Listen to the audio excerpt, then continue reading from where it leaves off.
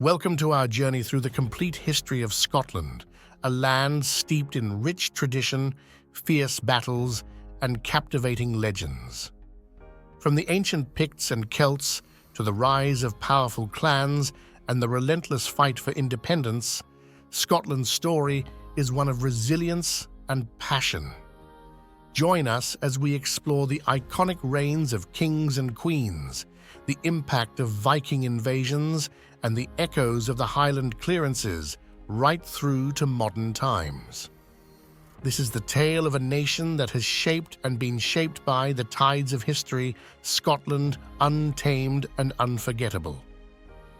The geological foundations of Scotland were laid over billions of years, with the oldest rocks in Europe found in the Louisian gneiss of the Outer Hebrides. The landscape we recognize today began to take shape during the Pleistocene epoch, characterized by repeated glaciations. As the ice sheets retreated around 12,000 BC, they sculpted Scotland's distinctive topography of mountains, glens, and lochs, while also depositing fertile soil in lowland areas. The earliest evidence of human habitation in Scotland dates back to the Mesolithic period, around 8,500 BC. These early inhabitants were nomadic hunter-gatherers, living in temporary camps and exploiting the rich coastal and riverine resources.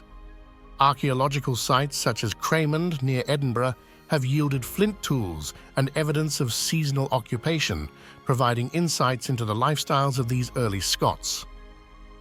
A significant shift occurred with the onset of the Neolithic period around 4000 BC.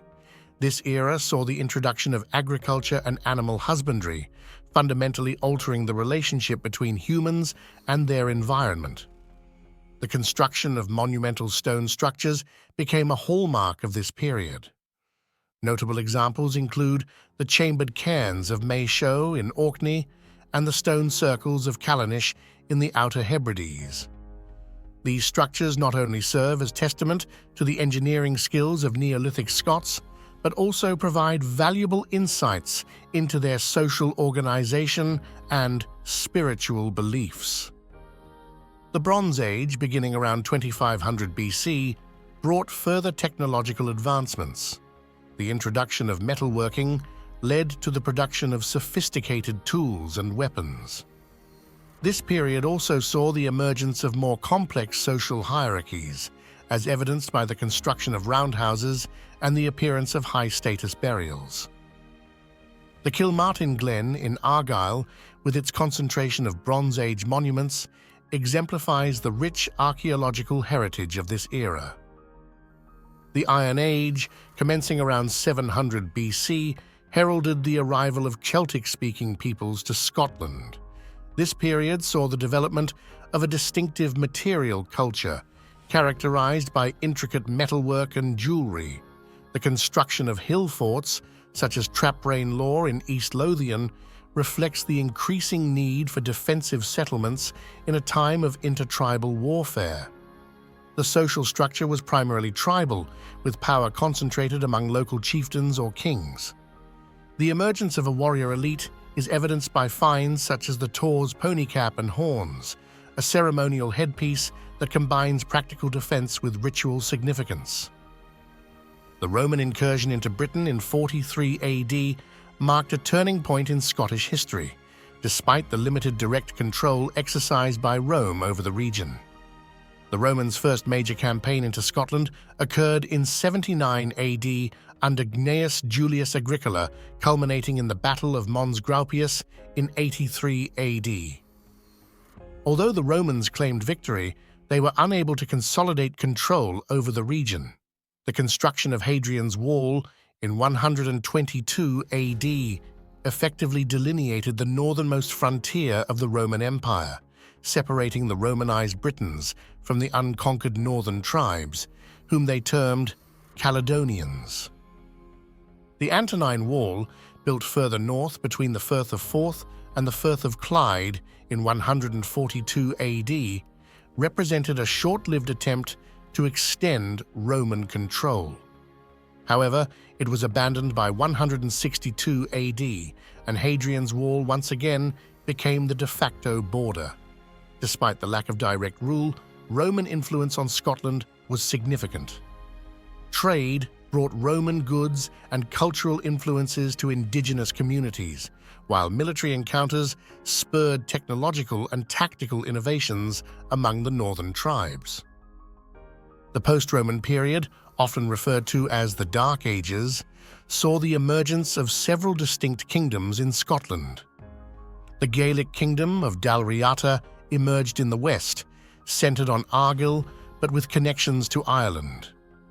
In the north and east, the Picts, first mentioned by Roman writers, developed a sophisticated culture with a distinctive artistic tradition, exemplified by symbol stones found throughout northern and eastern Scotland.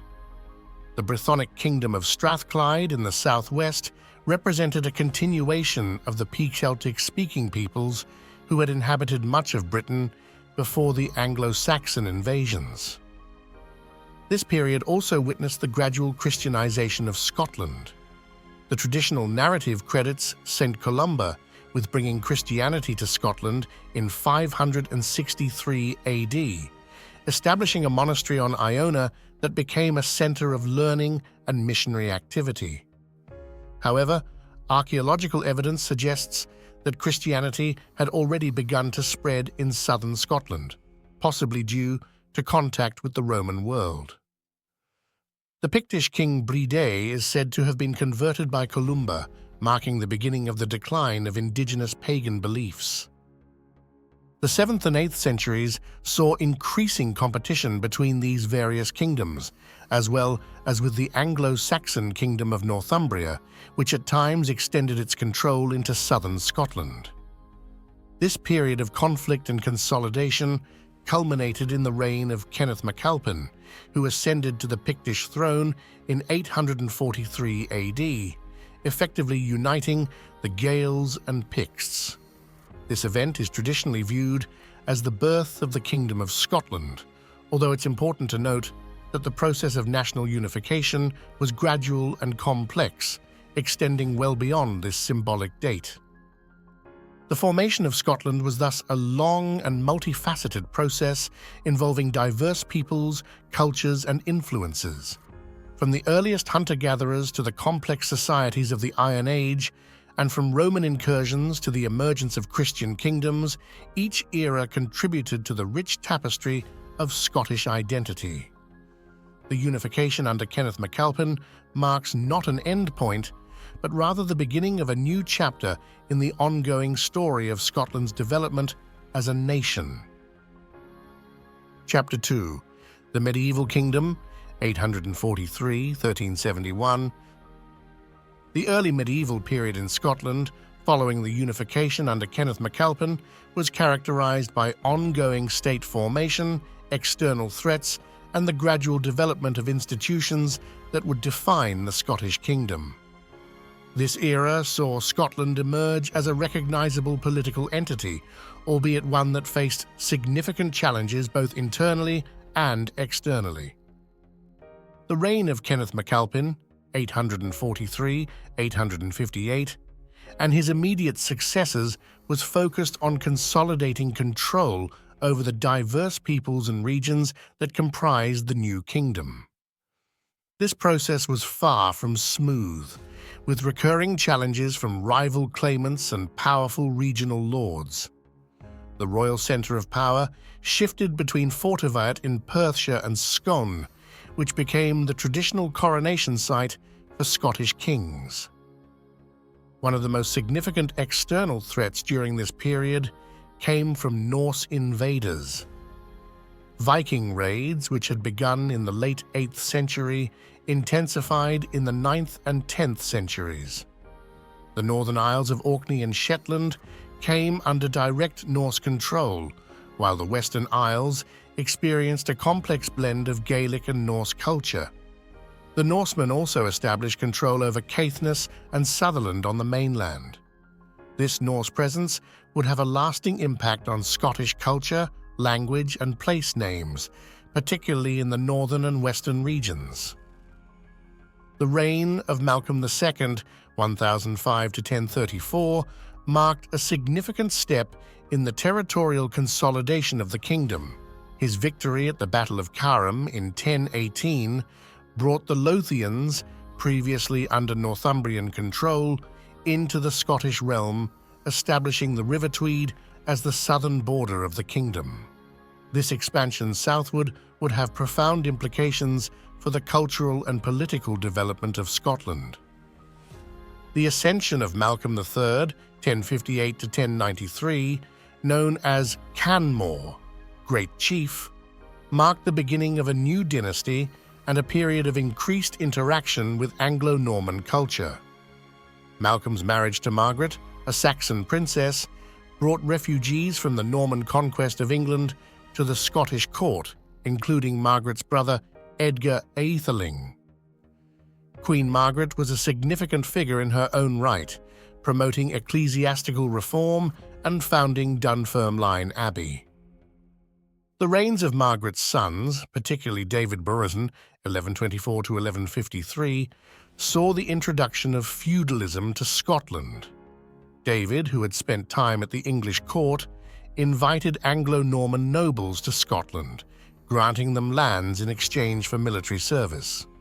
This feudal system overlaid the existing Celtic systems of landholding and social organization, creating a complex hybrid structure. David also established royal burghs, towns with special trading privileges which stimulated urban development and commerce. The 12th and 13th centuries saw Scotland develop many of the institutions of medieval governance. The office of justiciar was established to oversee the administration of justice, while the role of chancellor emerged to manage royal documents and finances.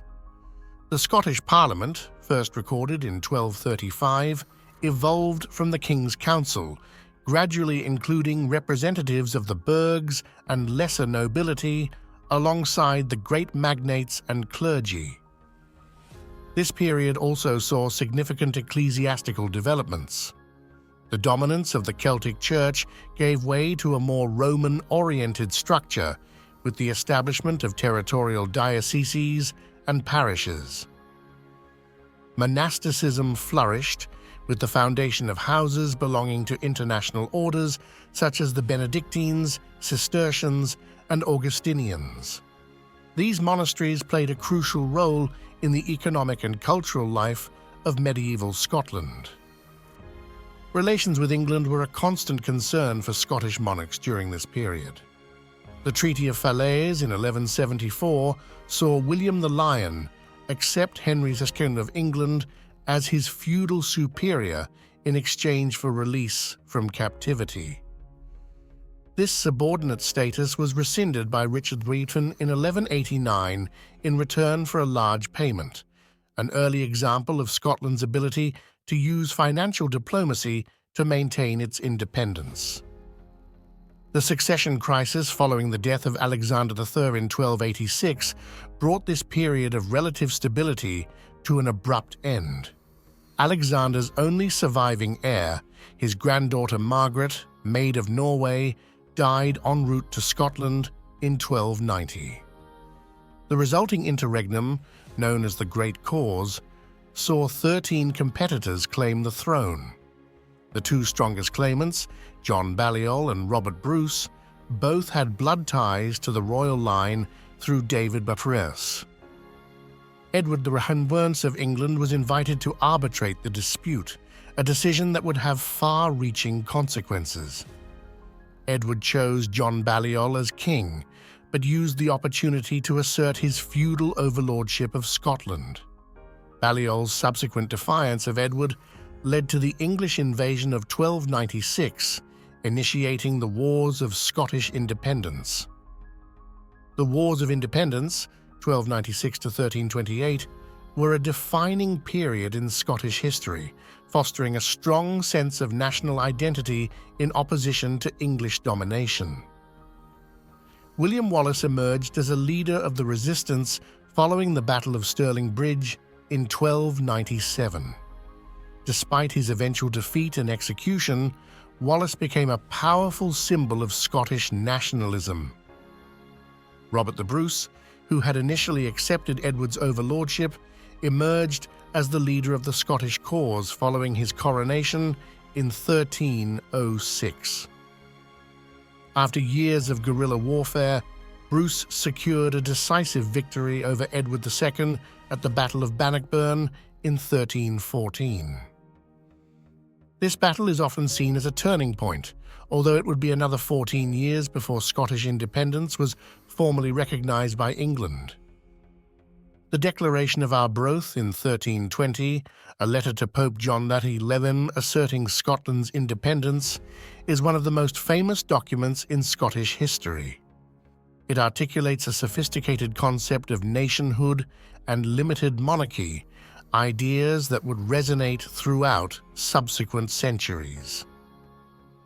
The document states that the king's right to rule is dependent on his ability to defend the kingdom's independence, an early expression of the concept of popular sovereignty. The Treaty of Edinburgh-Northampton in 1328 formally recognized Scottish independence, bringing the First War of Independence to a close. However, peace was short-lived.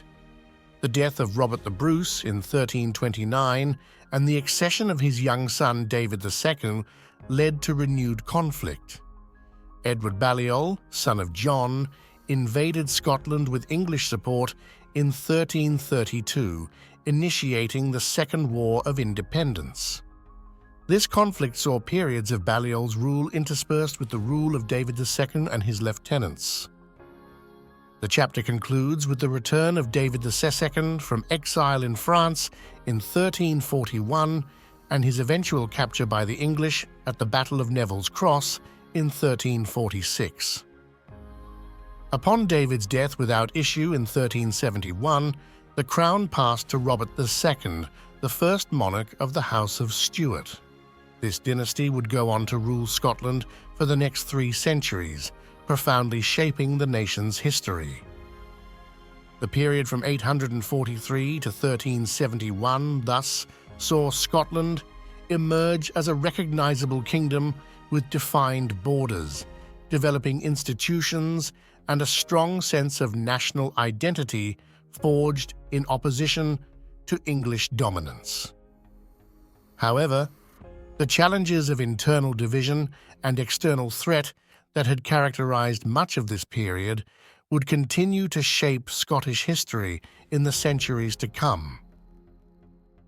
Chapter 3, Renaissance and Reformation, 1371 to 1603. The period from 1371 to 1603 marked a transformative era in Scottish history, characterized by significant cultural, intellectual, and religious developments. This epoch saw Scotland engage more fully with continental European influences, while also developing its distinctive institutions and culture, all set against a backdrop of political instability and intermittent conflict with England. The ascension of Robert II in 1371 inaugurated Stuart, later Stuart rule in Scotland, a dynasty that would profoundly shape Scottish and later British history for over 3 centuries. However, the early Stuart monarchs faced significant challenges in asserting their authority over powerful noble families. Robert II, 1371 to 1390, and his successor Robert III, 1390 to 1406, struggled to control the kingdom effectively with real power, often lying in the hands of their relatives or powerful nobles. This period saw the rise of powerful magnates such as the Black Douglases, whose influence often rivaled that of the crown. The reign of James the Prison, 1406 to 1437, marked a more assertive phase of royal governance. Returning from 18 years of captivity in England, James set about centralizing royal authority, often in conflict with the nobility. He introduced new taxation systems, reformed the legal code, and attempted to curb the power of the great lords.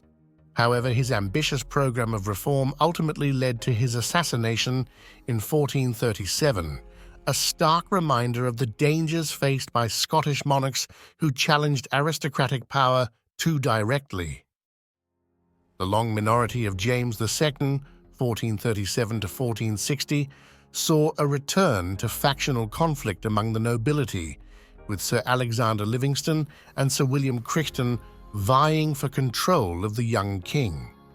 Upon reaching majority, James Asenku proved an effective ruler, further centralizing royal authority and developing Scotland's artillery forces, earning him the nickname James of the Fiery Face due to a prominent birthmark.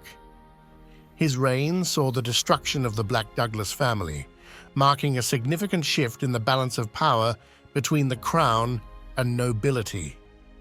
James's death at the siege of Roxburgh Castle in 1460, killed by an exploding cannon, left Scotland again with a child monarch.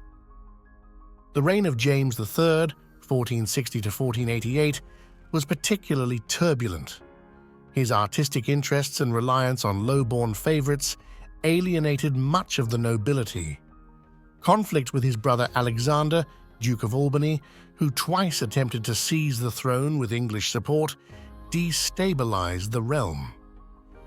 James's increasing isolation culminated in his death at the Battle of Sauchiburn in 1488, where his own son, the future James IV, fought against him.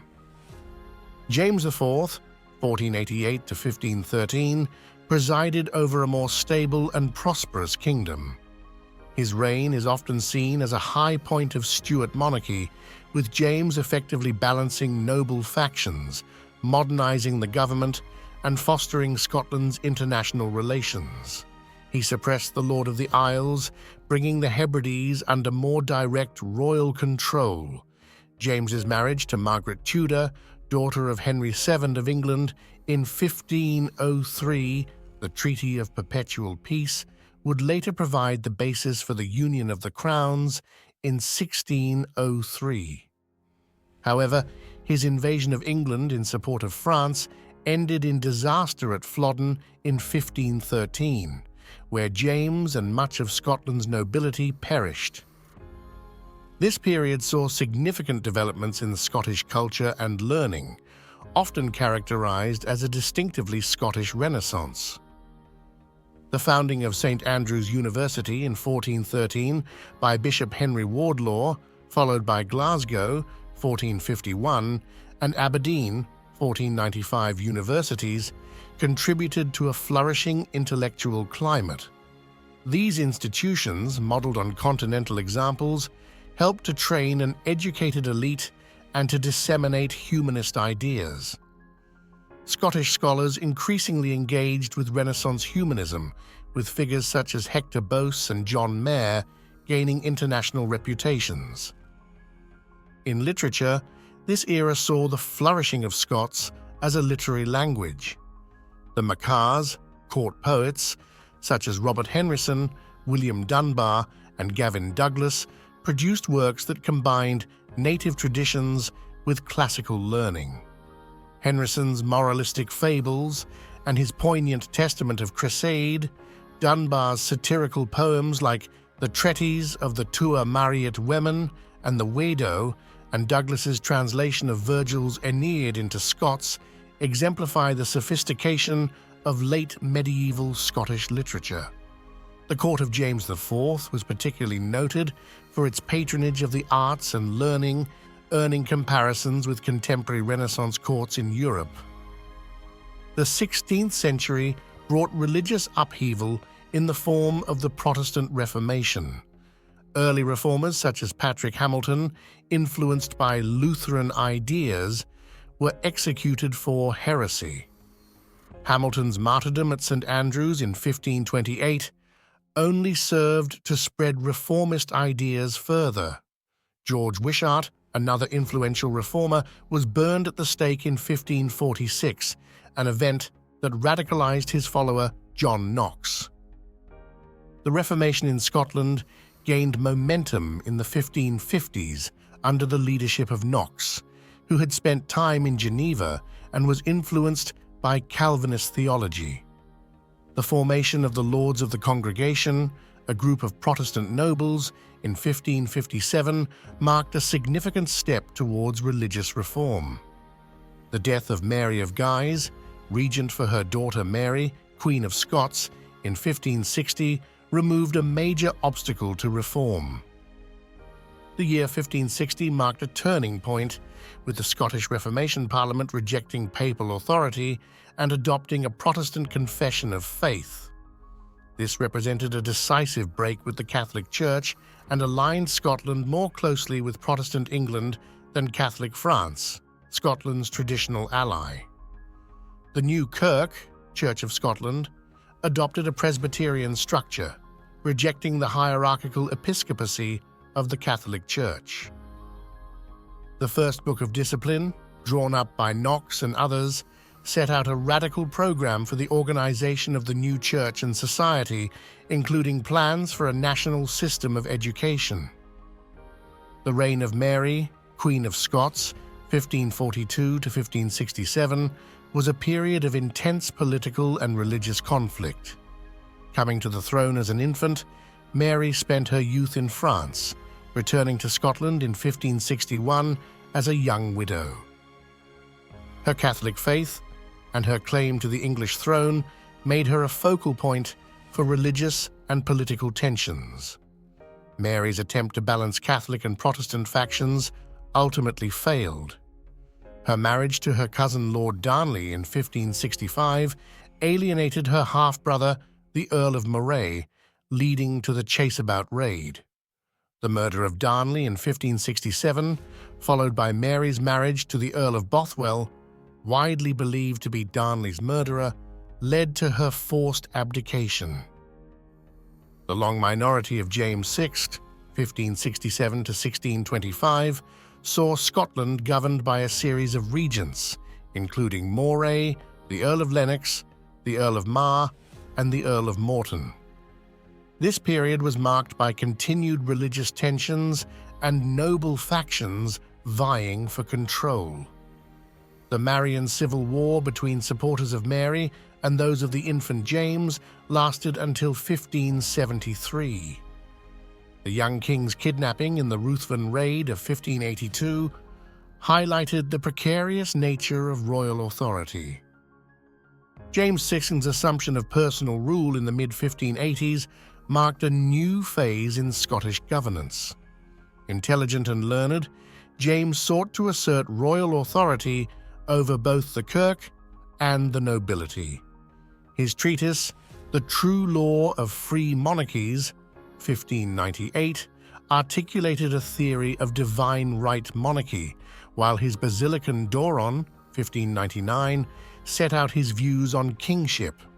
James successfully curbed the power of the Kirk, imposing an Episcopalian structure on the Presbyterian Church. His base rock policy, exiling troublesome nobles to remote locations, helped to maintain stability. As the 16th century drew to a close, Scotland had undergone profound changes. The Reformation had reshaped the religious and cultural landscape, while the Renaissance had stimulated intellectual and artistic developments. The monarchy, despite periods of instability, had gradually strengthened its position. When Elizabeth of England died childless in 1603, James VI of Scotland succeeded her as James the Remat of England, creating a personal union of the crowns that would have far-reaching consequences for both nations. Chapter 4. Union and Jacobitism, 1603 to 1746. The period from 1603 to 1746 was one of profound change and conflict for Scotland, marked by the personal union of the crowns, religious strife, political upheaval, and ultimately the formal union with England. This era also saw the rise and fall of Jacobitism, a movement that would have lasting impacts on Scottish culture and identity. The Union of the Crowns in 1603, which saw James VI of Scotland inherit the English throne as James I, created a personal union between Scotland and England. While the two kingdoms retained their separate parliaments, legal systems, and churches, this union fundamentally altered the political landscape of both nations. James's vision of a unified Great Britain faced significant challenges as he attempted to balance the interests of his Scottish and English subjects. The reign of Charles Le Brun, 1625 to 1649, brought these challenges into sharp focus. Charles's attempts to impose religious uniformity across his kingdoms met with fierce resistance in Scotland. The introduction of a new prayer book in 1637, seen as too Anglican by many Scots, sparked widespread protests. This religious discontent coalesced into a national movement with the signing of the National Covenant in 1638. The Covenant affirmed Scotland's Presbyterian system of church governance and rejected royal interference in religious matters. The ensuing conflict, known as the Bishops' Wars, 1639 to 1640, saw Scottish Covenanters successfully resist Charles's attempts to impose his will militarily. These wars had far-reaching consequences, contributing to the outbreak of the English Civil War in 1642. Scotland's involvement in this wider conflict was complex, with the Covenanters initially allying with the English Parliament against the King, before later supporting Charles in exchange for his promise to implement Presbyterianism in England. The execution of Charles the Borean in 1649 led to a brief period of Republican rule under Oliver Cromwell. Scotland was forcibly incorporated into Cromwell's Commonwealth, and while this brought some benefits, such as free trade within the British Isles, it was largely viewed as a period of military occupation. The restoration of the monarchy in 1660, with Charles II ascending the throne, initially brought hope for stability.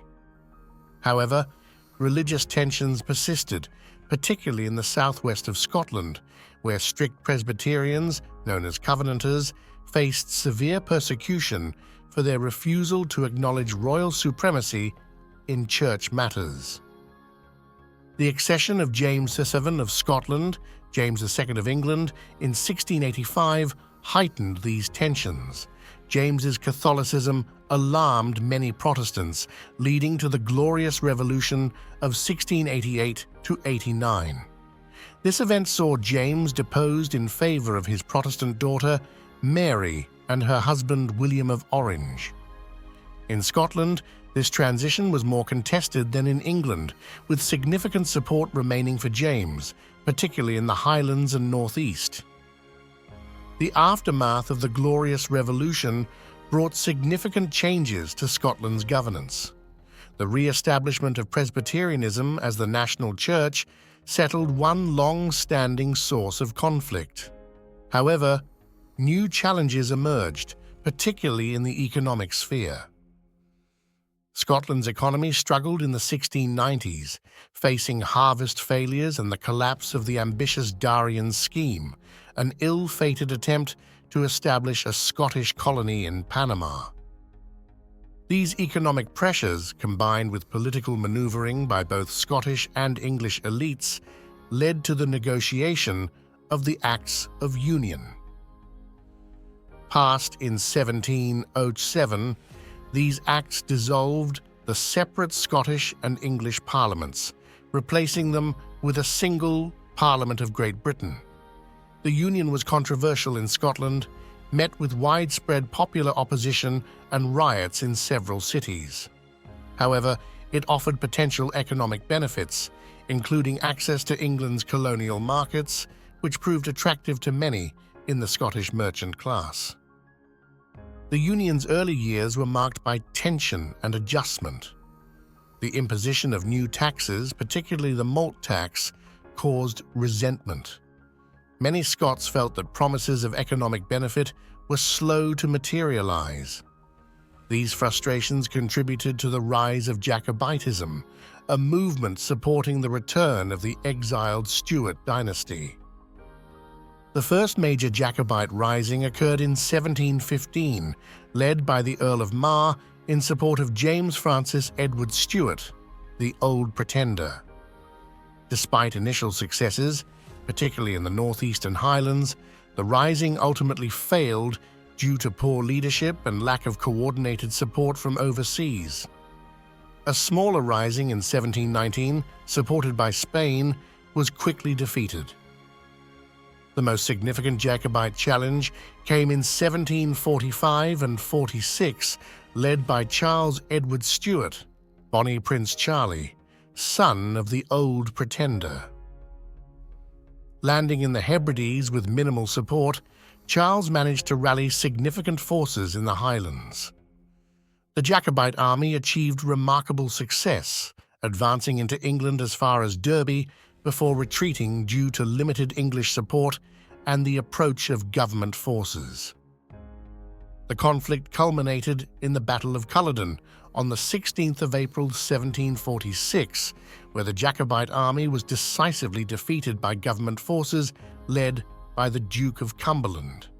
The aftermath of Culloden was marked by brutal repression in the Highlands. The government enacted policies aimed at dismantling the clan system, including bans on Highland dress and the carrying of weapons. These measures, combined with broader economic changes, accelerated the transformation of Highland society.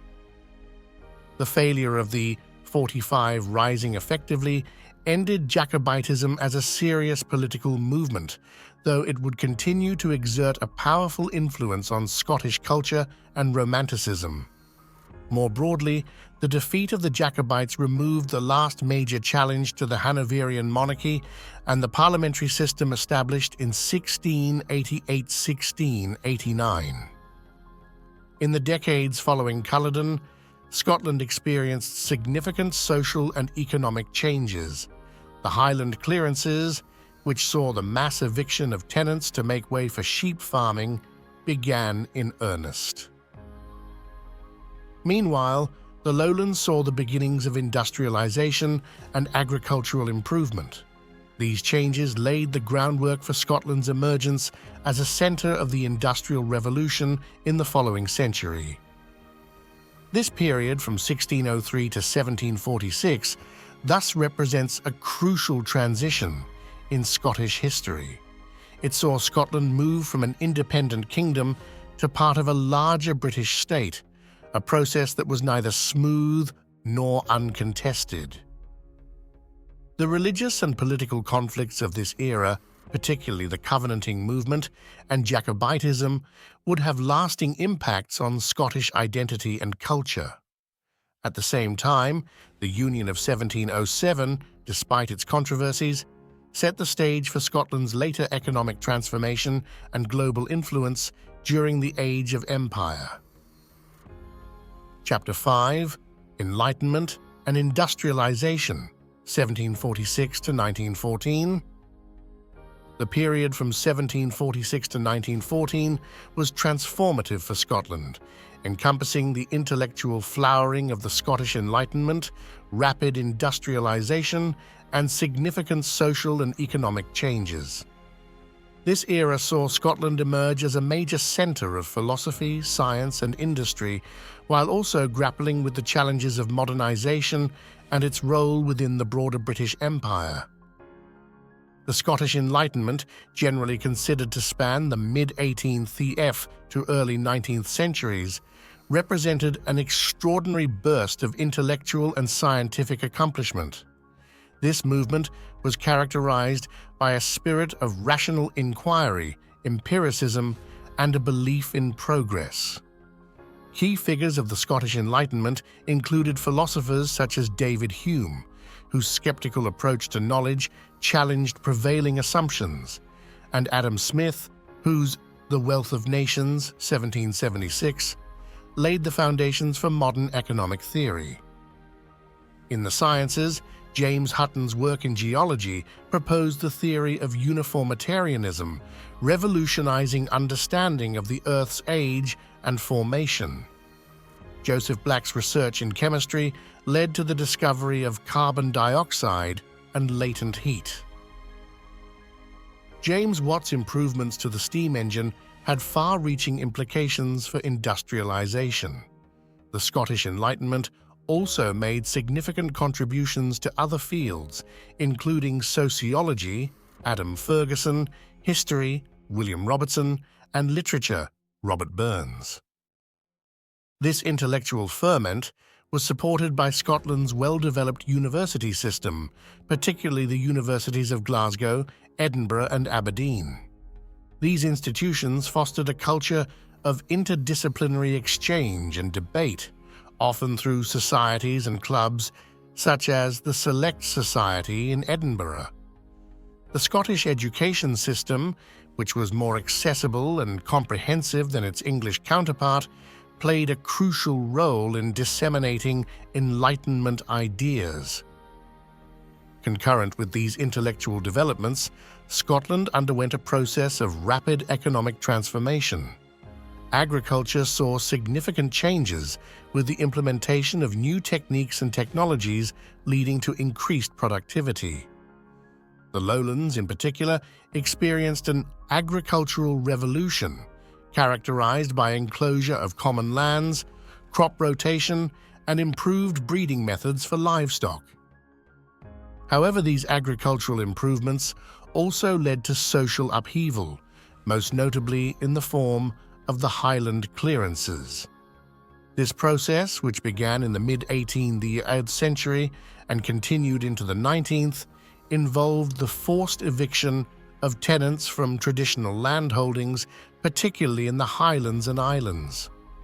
Landowners, seeking to increase the profitability of their estates, replaced small-scale farming with large-scale sheep rearing. The clearances resulted in significant demographic changes, with many Highlanders emigrating to the lowlands or to North America and Australasia. Industrialization in Scotland gathered pace from the late 18th century onwards. The textile industry, particularly cotton spinning and weaving, was at the forefront of this process. Cities like Glasgow, Paisley, and Dundee became major centers of textile production. The development of the steam engine facilitated the growth of other industries, notably coal mining and iron production. By the mid-19th century, Scotland had emerged as one of the world's major industrial powerhouses. Shipbuilding on the River Clyde became internationally renowned, producing a significant proportion of the world's ships. The iron and steel industries flourished, with innovations such as the hot blast technique, developed by James Beaumont Neilson, increasing the efficiency of iron smelting. Engineering firms like Napier and Sons gained global reputations for excellence. This industrial growth led to rapid urbanization and demographic change. Glasgow, in particular, experienced explosive growth, its population increasing from about 77,000 in 1801 to over 780,000 by 1901. This urbanization brought significant social challenges, including overcrowding, poor sanitation, and high mortality rates. The industrial working class faced harsh working conditions and low wages, leading to the growth of trade unionism and labor activism. The 19th century also saw significant political developments in Scotland. The Reform Act of 1832 expanded the franchise and redistributed parliamentary seats, giving industrial cities greater representation. The disruption of the Church of Scotland in 1843, which led to the formation of the Free Church, reflected ongoing religious and social tensions. The Highland Land League, formed in the 1880s, campaigned for land reform and tenants' rights, achieving some success with the Crofters Holdings, Scotland Act of 1886. Scotland played a disproportionate role in the expansion and administration of the British Empire during this period. Scots were prominently represented in colonial administrations, military forces, and trading companies. This global engagement brought wealth to Scotland and provided opportunities for emigration, but also implicated the nation in the more problematic aspects of imperial rule. Education remained a source of pride and distinctiveness for Scotland.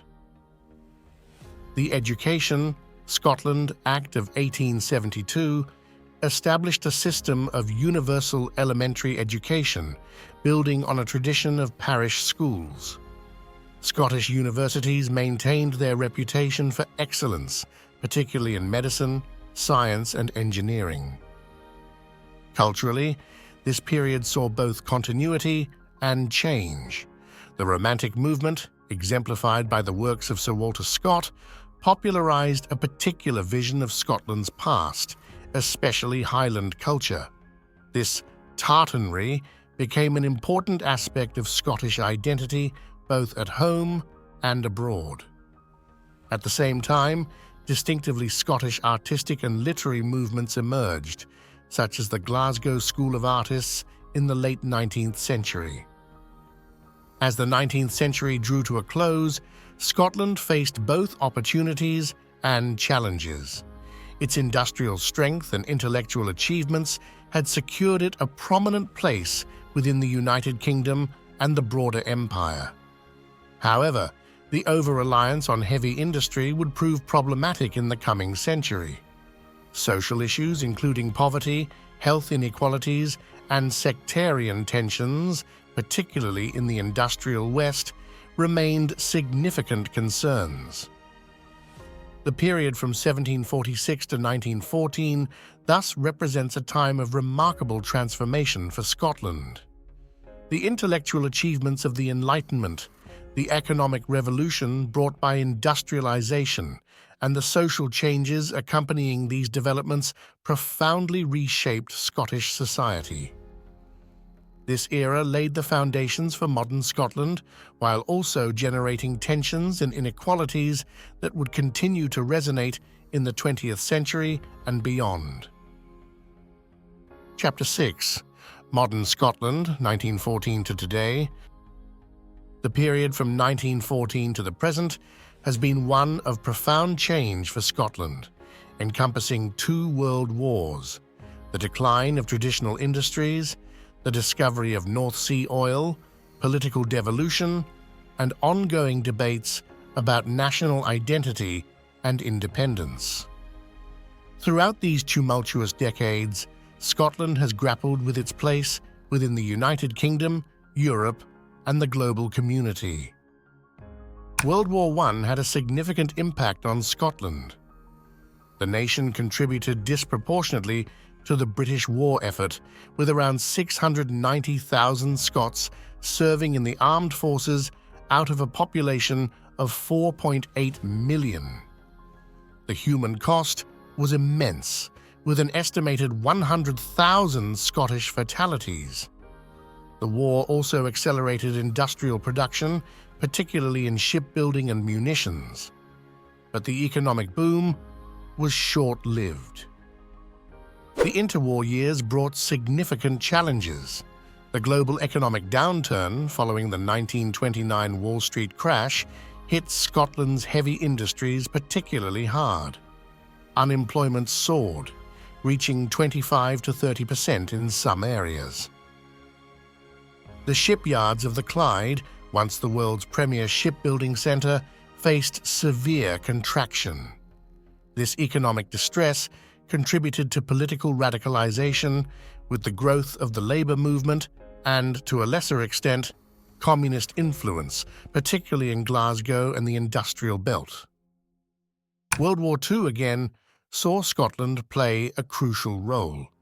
Its geographical position made it a vital base for naval operations in the North Atlantic, while its industries contributed significantly to the war effort. However, this also made Scotland a target, with cities like Clydebank suffering heavy bombing.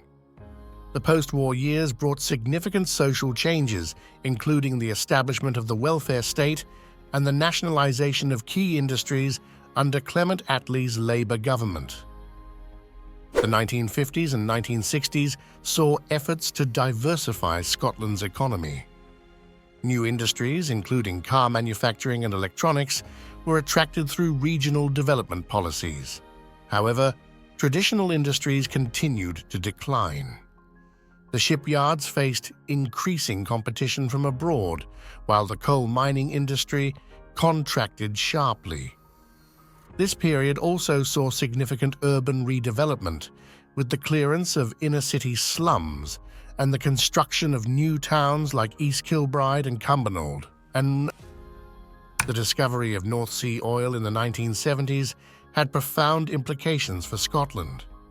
While bringing economic benefits, it also fueled discussions about Scottish control over natural resources and reignited the debate over independence. The It's Scotland's Oil campaign by the Scottish National Party, SNP, gained significant traction, contributing to the party's electoral breakthrough in the February 1974 general election.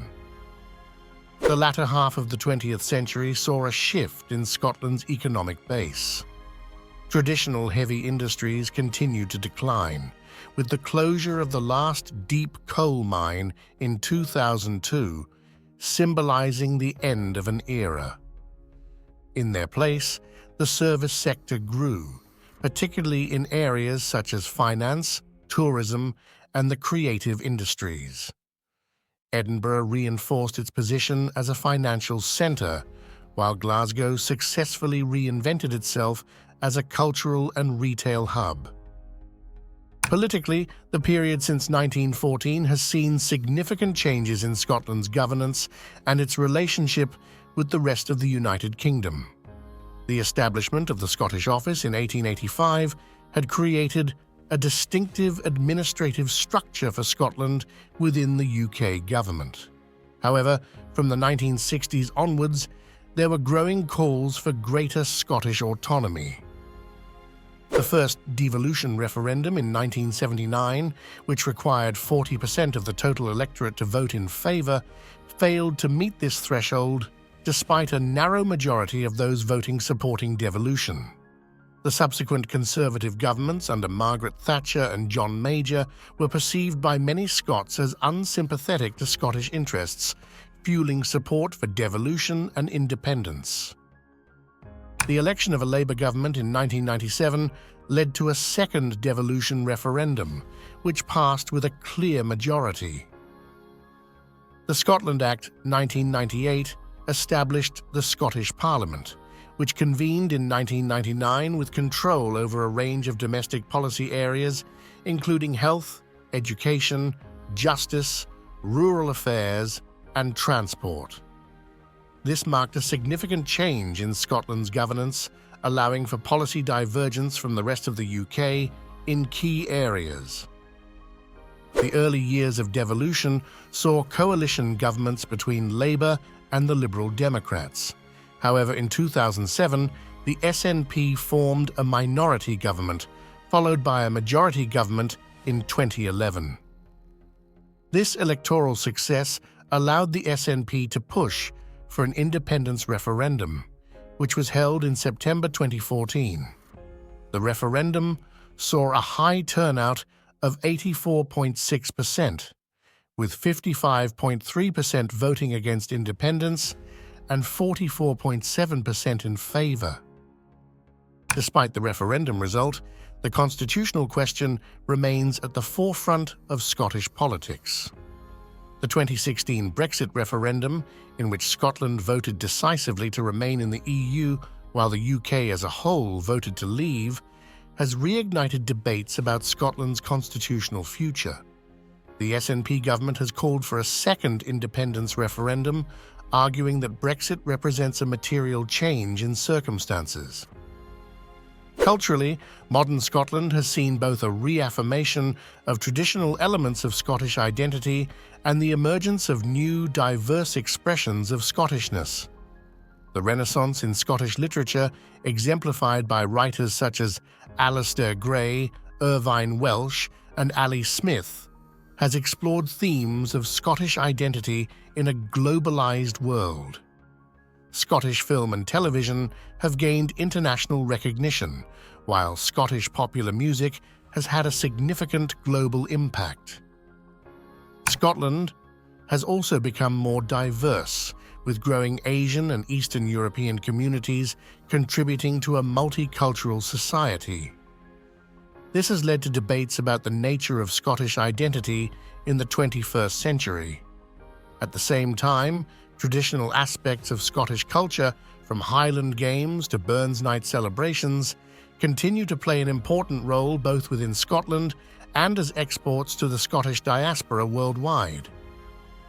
As Scotland moves further into the 21st century, it faces a range of challenges and opportunities.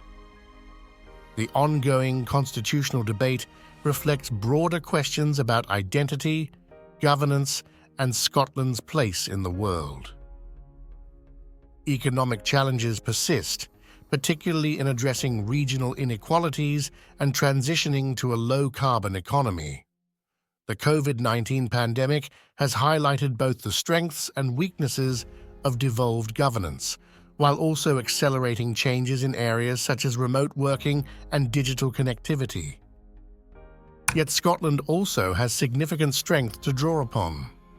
Scotland's natural beauty and rich cultural heritage continue to attract visitors from around the world. The story of modern Scotland is thus one of continuity and change, of challenges met and ongoing debates. From the trauma of world wars to the complexities of devolved governance, from the decline of old industries to the rise of new ones, Scotland has consistently adapted to changing circumstances. As it faces the future, questions of identity, governance, and economic development remain at the forefront, ensuring that the next chapter of Scottish history will be as dynamic and complex as those that have preceded it. Thank you for watching to the end. If you enjoyed this video, please hit the like button and subscribe to this channel for more videos like this one.